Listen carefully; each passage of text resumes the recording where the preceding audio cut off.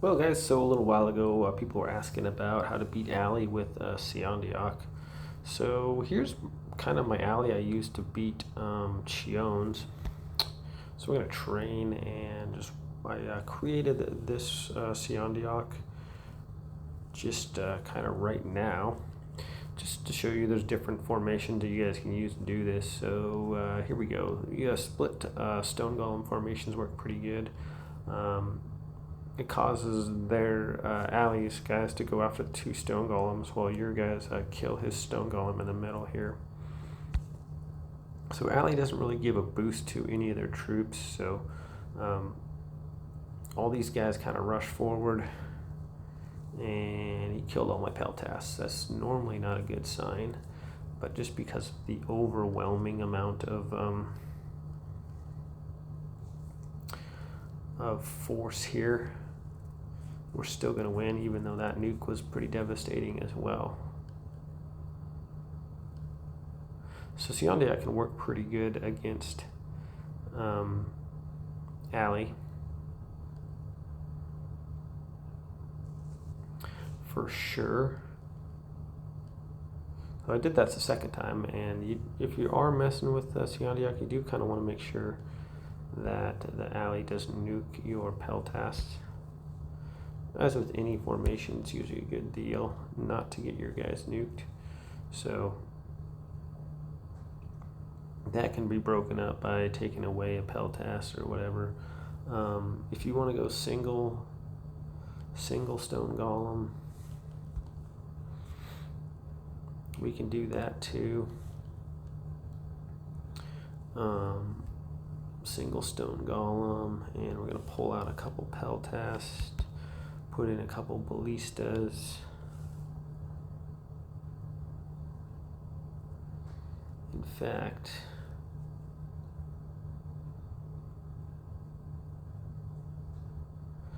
I do like the cannon in there, but all right, we're going to pull out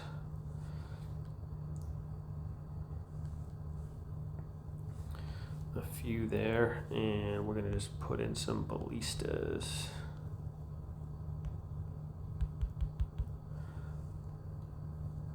How about something like that? It looks kind of funky. Let's give it a shot with the single stone golem.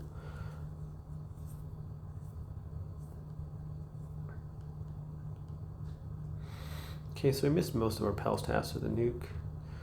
Single stone golem is going to draw all his guys into a little area there in the front, and so ballistas get a real nice boost from Seondeok. It's almost like Celine, and they can take out Alley's guys pretty good.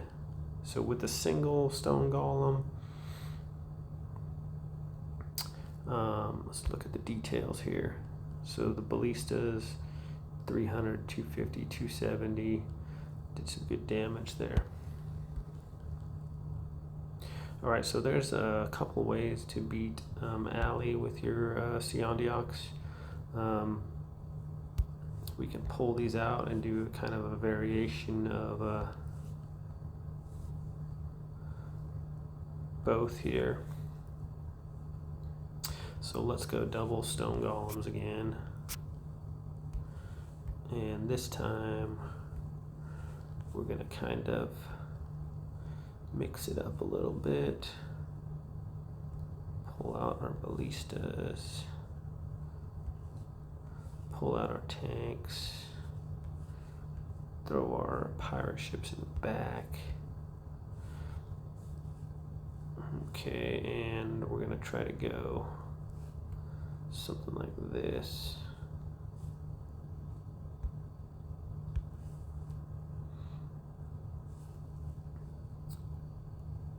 So we can go kind of heavy rear attack.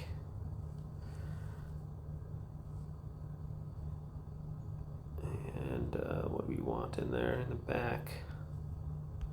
Let's throw some range back in here with the ballistas up there. Okay, so let's check out how this one does. Another using a little bit more peltasts and some range here.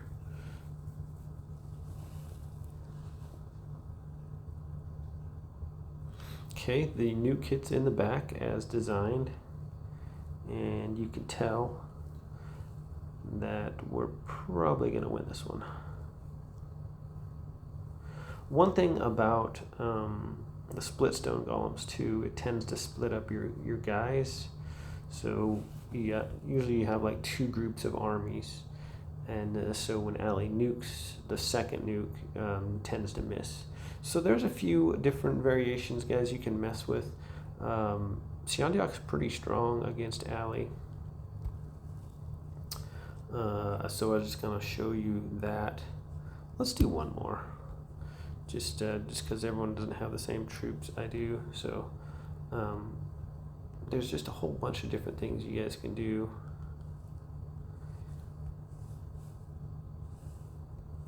And let's try this. Let's go heavy on the ballistas.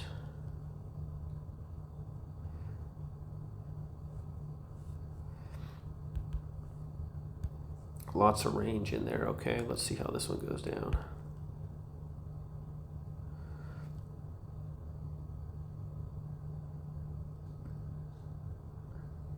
Not a lot of peltas. Okay, that's unusual. I was thinking it was just gonna, all his peltas were gonna die. But that wasn't the case. That was weird. So not the best example of how to beat Ali with Seondeok. I wonder how my ballistas held up there. At one point, 327, 340, 240. Okay. At one point I had, oh, I'd have to go back in the archives, but I had like a Seondeok formation with ballistas, and it would just annihilate, like pretty much all Ali's guys would just melt under the ballistas before the first barrage there. So a little bit, that one wasn't super successful, but you guys kind of get an idea of different things you can mess with. If you do happen to have an Ali in your formation, you can always go into the arena training and do that. So I hope some of these ideas helped, and here's an example of what not to do, I guess. Yeah, let's do another one here, because we can go heavy on the tanks too. It's a big deal if you can kill his guys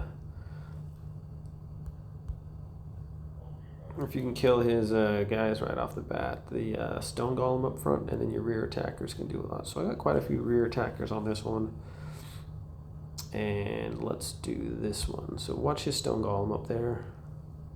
Stunned and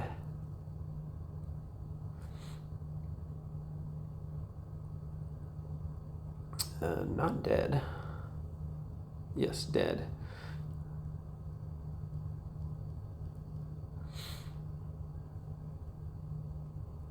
And this isn't going to be the most beautiful win, but I think it's going to be pretty successful in the long run here, hopefully. Maybe not. Ali might just finish me off here. That would be great.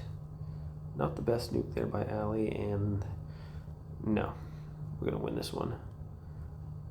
So I thought that one was going to do better, but his guys kind of countered my guys. His tanks did. So, but we're going to get the W anyway. So,